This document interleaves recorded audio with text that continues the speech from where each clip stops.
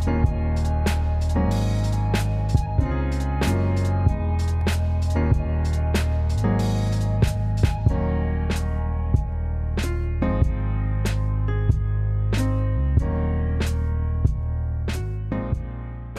like you gotta, like people think you just kind of, oh, I'm gonna open an ice cream shop. Like have a business plan. Mm-hmm. Yeah. Like actually look into the numbers. I mean, I'm a numbers guy. If the numbers make sense, we do it. Like you gotta look into all the numbers. I mean, for the clothing line, like at the end of the day, what matters is the numbers. Like how much is in the cost to fly out here? How much is the hotel? How much is the car? How much is the booth fee? How much is merchandise? Like, and then you kind of estimate what you're gonna make. And if the numbers make sense, you go. But at the end of the day, like if you're doing it on your gut, it's tough. You gotta make the number. Then you need numbers and gut. You gotta be able to take the risk, but you gotta make sure it's a calculated risk, not just a risk like just like stocks. Like you hear, or Bitcoin like 2 years ago. You hear everybody talking about Bitcoin, and it's just like, oh yeah. No one really calculated the risk. No one realized there was a bubble. I mean, there's real estate bubbles, a .com bubble, tulip bubbles in 1700s. Like, and if you study risk, you know, oh crap, there's a risk. There's a risk right here. Are we? What do we do? Do we invest now or do we hold off? And people were like, oh, everybody's doing it, so I'm doing it. It's kind of like what Warren Buffett says is be greedy when people are fearful, and then be fearful when people are greedy. And if you see people being greedy, just walk away. Like you hear everybody talking about it, you've already missed the bubble. You already missed it.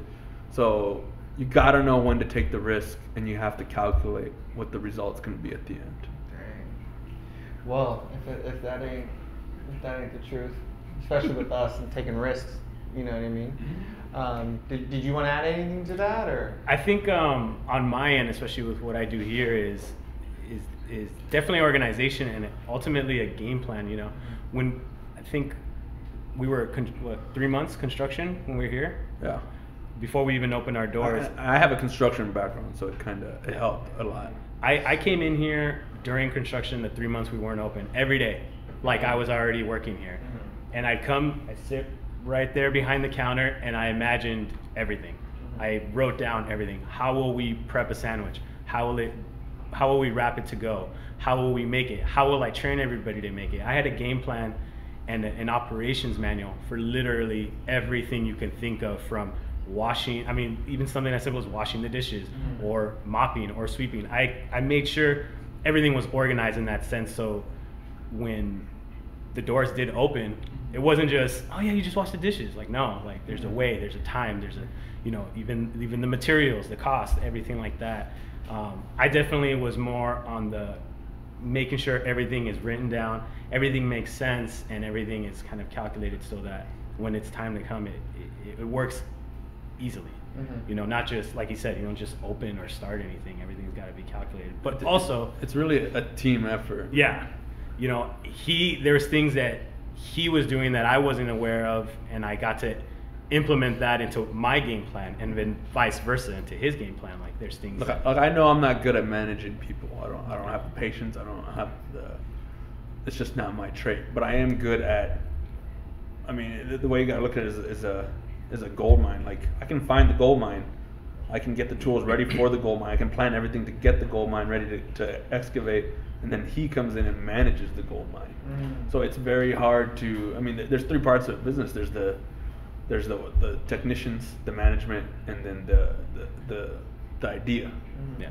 And you have to have all three together, because if you're the thing that happens a lot is people come here, they like, let's say one of our employees likes scooping ice cream, loves ice cream, this is their favorite shop. And they're like, you know what, I'm gonna go open an ice cream shop. And then they realize they're running a business now. They're not scooping ice cream. There's a different side. You were trained to serve ice cream, run a store, do all this thing, but you're not trained to deal with the workers' comps, deal with the insurances, deal with the leases, deal with all this other stuff. So there's a different, and that's where a lot of businesses fail. People leave too early and they don't learn the other side. They only know the management and the technician side, the working side. They don't know that side is the harder side. Yeah. because there's so much organization to get it done. Yeah. Yeah. It takes a lot together. And then ultimately, there's a million ways to do that. There's a million ways to come up with the idea and implement them and train them and actually do them. There's no really wrong way, but you can find those wrong ways to lead to the right way that ultimately works for your business. Yeah. It's kind of you want to work smarter, not harder. Yeah, absolutely. Like that's what it comes down to is if you have a better plan, you're not gonna, like if we have a good organization on restocking stuff, we go pick up supplies once every 2 weeks instead of once every 2 days, because there's an actual system, a smart system. Instead of driving and wasting all that time, we do it all in one. So everything's done right. There's a system to make everything more efficient. Yeah. I mean, you got to do it. I always tell, because I always say, you don't do it. I don't do it for me, and I don't do it for him. I don't do, it doesn't matter if it makes me unhappy or happy, but whatever helps the business thrive. Doesn't matter if it's Da Vinci or whatever you're doing, it's got to be for the benefit of the business. Yeah. It might be whatever, I have to go pick up materials. Everything is. Yeah. I got to set up the system so it's for the better of the business. Everything is thought out thoroughly, where it's just like, we don't have any dishes besides the scoopers, the cookie trays, and whatever we use for the doughs. Like, there might be 20 dishes at the end of the day. That's it. But other shops, like, they have cups and here and that. So it just creates more work for everyone else. So we realized it might cost us a little more to have disposable things, but at the end of the day, we're saving hours of washing dishes. Right.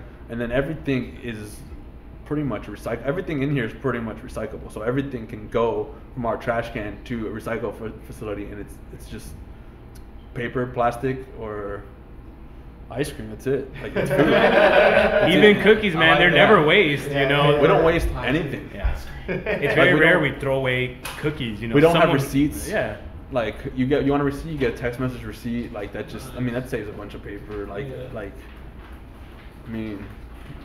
I care about the environment. And I don't love like it's a give and a take. Trees are a renewable resource. You want more trees, plant more trees. They're not gonna, it's easy problem to solve. But it is our part too to just clear like paper straws. Everybody wants paper straws, but if you try to drink a milkshake with a paper straw, it doesn't work. It doesn't work. So we can't do that. Yeah, we tried, and some people were real mad. So even learning the strength of a fork. Like, I don't know if you knew there were strengths in forks. Yeah. There's Actually, there are forks. There's medium strength, extra strength, and extra strength. So when we first started, we were using medium strength spoons. Medium strength spoons, and people couldn't scoop their ice cream out because the spoons would bend in half. And we're like, oh, we need extra strength spoons. And we tried the wooden ones, but the wooden ones, it gives a weird taste. Yeah.